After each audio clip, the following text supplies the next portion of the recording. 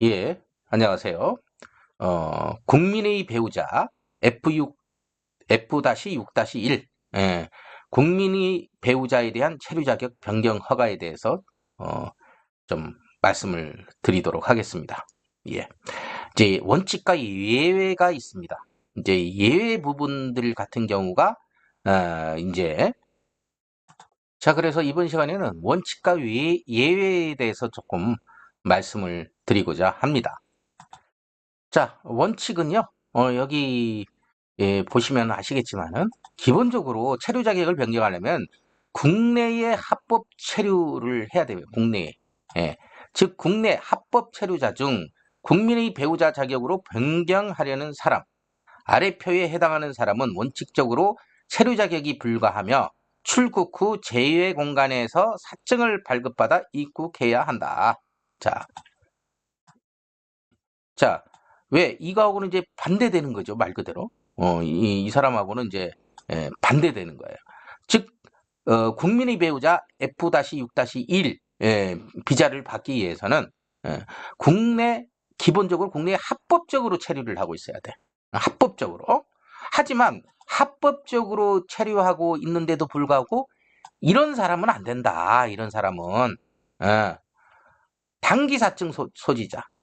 불법 체류자, 미입국자, 이변조 여행 여권 행사자 포함, 예, 그 다음에 이제 출국을 위한 체류기간 연장 허가를 받은 자, 어, 출국기한 유예를 받은 자는 자격 변경 대상이 아님. 자, 그러니까 말 그대로 뭐 출국을 위한 체류 연장이라든지 출국기한 유예라든지 이런 사람들은 자격 변경 대상이 아닙니다. 그다음에 일반 형사범, 단순 벌금은 제외한다. 단순 벌금은 이제 좀 봐주는데 형사적인 사건에 연루된 사람은 이런 이제 이 국내에서 결혼 비자를 받을 수가 없다. 결혼 이민 비자 체류 자격을 받을 수가 없다.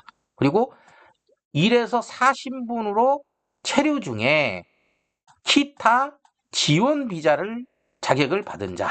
어, 자, 1에서 4 이러한 어떤 이제 말 그대로 체류 자격을 체류로서 이제 하고 있는 사람이 말 그대로 무슨 난민 비자라든지 아니면 뭐 이제 어디가 아파서 이렇게 병원 이제 의료에 관련된 비자를 받든지 어쨌거나 지원 비자 자격을 이러한 사유로 지원 비자를 받은 사람은 어떻게 해요?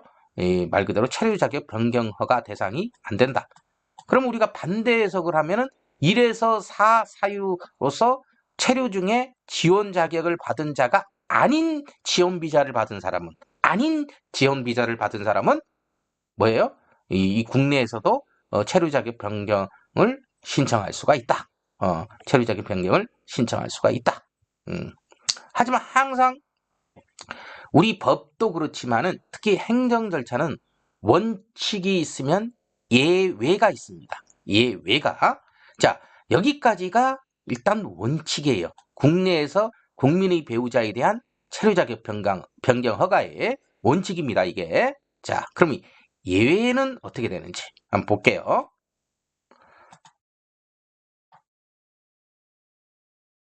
자, 예외적으로 볼 때 단기 사증 입국자, 사증 명제 관광 및 일시 취재부터 단기 취업 시포까지의 사증 소지가 다 단기 사증 입증 입국자예요. 그런데 예외적으로 어떻게 돼요? 단 사증 면제 자격으로 사증이 면제됐어요. 그러니까 비자를 안 받고 그냥 들어와도 돼요. 우리가 무비자 입국하잖아요. 그걸 이제 기호로 B-1입니다. B-1. 그러니까 뭐 무비자라고 해서 그 체류 자격 기호가 없는 게 아니에요. 예, 사증 면제는 B-1 자격으로 입국한 독일인은 예외적으로 독일인은 이 단기 비자 사증 면제 자격으로 입국한 독일인은 결혼 이민 체류 자격 변경이 가능하다. 어, 항상 뭐라고 했습니까? 원칙이 있으면 예외가 있다. 예. 그 다음에 다만 또 예외예요, 이거. 임신, 출산, 예정, 자녀 양육 등이라고 했습니다. 이게 포인트예요. 등.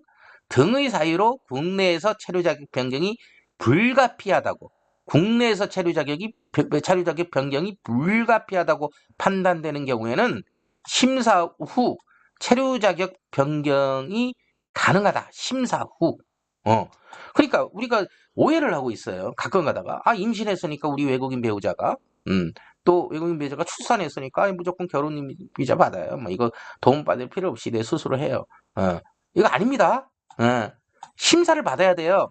그래서 심사를 받아서 이러이러한 어떤 문제 때문에 아무리 임신했고 출산한 예정이라고 하더라도 체류 자격 변경이 가능하지 않다라고 할 수도 있어요. 물론 그런 확률이 아주 높지는 않습니다. 아주 높지는 않아요. 그러니까 임신이나 출산 예정이면은 정말 특별한 사유가 아니면은 대부분 체류 자격 변경이 가능할 수도 있는데 그게 굉장히 기간이 오래 걸리거나 제대로 이게 행정 절차를 진행하지 않으면은 그리고 제대로 서류를 구비하지 않거나 어떤 문제가 있으면은 상당히 기간이 오래 걸립니다. 1년 이상 걸리는 경우도 봤어요. 그렇기 때문에 이런 부분들을 누가 도와준다? 행정사가 도와준다. 특히 국제결혼 전문, 출입국 전문 법학박사 전혜일 행정사에게 010-2795-0459로 전화 주시면은 완벽하게 해결해 드립니다. 왜냐면 이게 단순한 것 같지만 이 외의적인 것이고 심사 후 허가를 받는 거기 때문에 인허가 대리권이 우리 행정사에게는 있잖아요. 물론 이런 결혼 비자는 행정사가 이렇게 대리로는 할 수는 없어요. 대리로는. 예. 이게 참 법보다 어떻게 보면은 뭐 이제 출입국관리법, 이 출입국관리법이 있고 행정사법이 있는데 이 두 가지 법이 어떻게 해요? 둘 다 우월하지가 않으니까 대등하니까 출입국관리법에 적용을 받는 출입국에서 그 출입국관리법을 기준으로 해가지고 자기 나름대로 이 지침을 만드는 거야. 그래서 이런 결혼 비자의 대행은 안타깝게도 대리는 행정사가 할 수 없지만은 서류구비라든지 자문이라든지 작성이라든지 이런 모든 부분들은 행정사가 합법적으로 할 수가 있다. 그리고 변호사를 제외하면 유일한 법률 자격사로서 행정사가 도와줄 수가 있다. 그래서 이런 예의적인 경우에 속하시는 분들, 그리고 이 예의적인 경우에 속하시는 분들, 그리고 이렇게 이런 체류하고는 있으나 이런 문제 때문에 도저히 이제 이게 체류 자격 변경이 안 될 수도 있다. 그럴 경우에는 또 전해일 행정사에게 자문을 받고 자문을 받은 다음에 선택은 또 의뢰인에게 있죠.